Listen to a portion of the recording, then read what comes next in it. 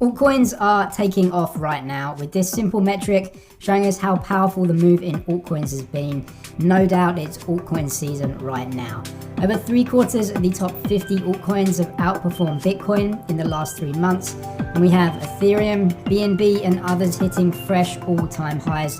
Not to mention Bitcoin dominance now at just around 55% when it was nearly 70% just a few months back. So what cheaper altcoins are out there that still have the potential to climb up the rankings and give us the volatility we need for extra gains? I have 5 altcoins on the list, with all but one on the list outside the top 50 in the crypto market cap rankings. Before we get into number 1, you can use the same altcoin analysis tool as I do to help you pick up some gems. Get a trial of Token Metrics for $5 via the link in the description below to give you the best insights into what altcoins you might want to look at. Silica is first on the list, a crypto that's already done extremely well over the last 12 months. And when I say extremely well, how about 4,812%? Just wow. But it may have even more room yet to the upside. Silica is a smart contracts blockchain that tries to solve the problems that Ethereum has with scaling. Ethereum is without a doubt a victim of its own success. Ethereum can, as of making this video, only process 15 transactions per second, no matter how many nodes operate on the network.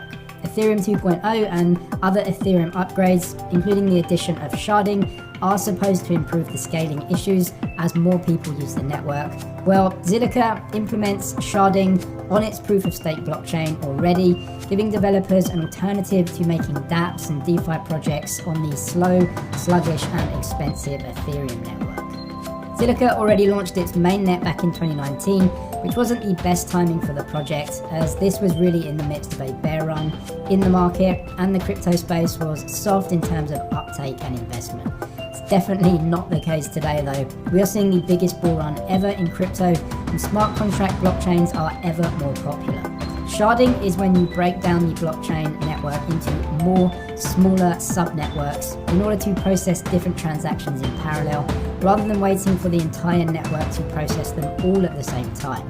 This enables the network to add more transactions without clogging up the system and creating competition for network fees that would drive up the price, making the network prohibitively expensive to use, which is exactly what we see on Ethereum right now. So until sharding is introduced to Ethereum and proof of stake, expect all the other networks that offer these type of improvements to get interest from investors and blockchain users alike.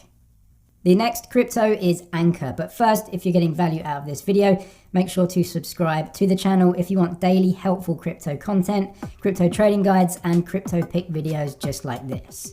Anker sits at number 84 in the crypto market cap rankings, and if you thought Silica had done well this year, just wait for this.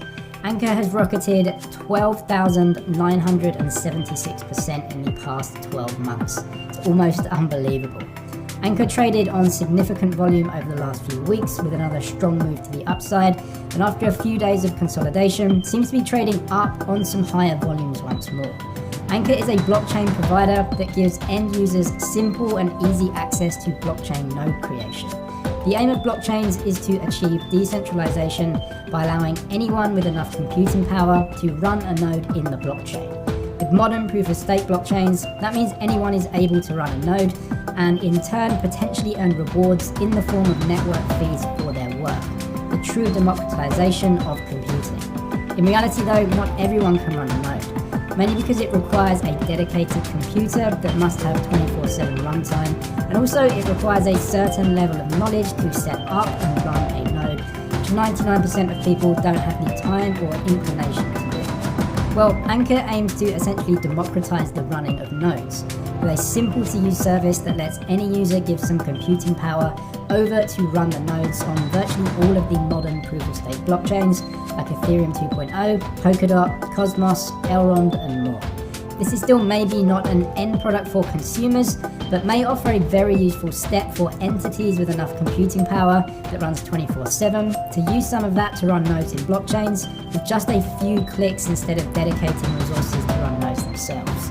It's a simple concept that adds value to users, which is why we could see good demand for the crypto going forward. Holochain is next up. Actually, whilst researching this video, HOT absolutely blew up, moving up around 50% overnight and blasting right in to the top 30 blockchain projects by market cap. We are firmly in altcoin season right now, and valuations are just mooning left, right, and center. So be careful about what time you get in, as a lot of valuations right now are running away and care is needed. In any case, HOT is an interesting project. It aims to be a framework of completely peer-to-peer hosted applications. Whereas the internet we use today has apps that run on only a few hosts, like Amazon Web Services, Holochain aims to be a framework that allows for applications to be built in a distributed way, with no one person or entity being able to control the hosting of the apps. Holochain has two tokens, HOT and HFuel or HoloFuel.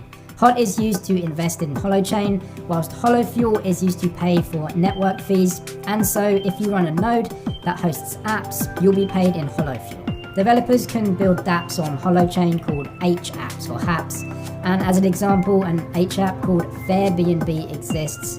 Quite funny, and yes, it is a clone of Airbnb, but it's important in that there is simply no reason why Airbnb should sit in the middle of a transaction between someone who wants to rent a space and the owner of the property. Holochain isn't really a typical blockchain though, but aims to be a decentralized web hosting network so that anyone can host their dApps and pay for hosting fees with HFuel instead of paying centralized companies. Next, we have Decentraland, a virtual world owned by its users and another project that is exploding right now. How about a 4,000% upswing in the last 12 months? Sitting at number 81 in the crypto market cap rankings, Mana is a completely virtual world where users can play games, interact, and also purchase virtual land on the platform to build their own environments and marketplaces. Whilst many centralized virtual worlds do exist, Decentraland takes this to the decentralized blockchain, where users can own land or combine parcels of land to form estates. Each parcel of land is represented by Ethereum-based non-fungible tokens, otherwise known as NFTs, meaning each token is unique, collectible, and can be traded. Now with blockchain technology, the ecosystem is totally user-owned through the Decentraland DAO, or Decentralized Autonomous Organization. Users can explore the virtual world with an avatar and explore the growing map with the ability to buy digital art through the use of Ethereum-based NFTs and also trade them in the app. Decentraland is supposed to be a broad environment that allows anyone to create their own games like puzzles or racing games, themed communities, and even build things like art galleries to showcase NFT art on their land, which can then all be monetized with a completely decentralized marketplace. Decentraland have recently announced a token bridge to Polygon, which will enable purchases of Mana with credit and debit cards, and also take away the absurd Ethereum gas fees. Moving to Polygon enables cheap transactions, possibly paving the way for future and further adoption and usage in the network. Mana tokens will only continue to move upwards if the virtual world continues to attract users and transactions. Next up is the Graph, another Ethereum-based token, coming in at number 55 in the market cap rankings. The Graph, after a huge move in February, has gone through a serious phase of consolidation and sideways price action. It's been sitting out the latest phase of the bull run, with other projects mooning everywhere, so at least the price action of GRT isn't creating as much FOMO, which makes investing so difficult to navigate. The Graph is an indexing protocol that enables developers to build APIs easily called subgraphs. This is really important because subgraphs can provide data to dApps that can then be used for a variety of applications. For example, when you shop online for plane tickets on a comparison site, the site itself uses an API that provides data from airline companies. The data is then used to compare prices and give you the lowest price. It's the data and the API that creates value and can be used in many different ways. The Graph has subgraphs for Compound and Uniswap, for example, so that those apps can have access to investment data.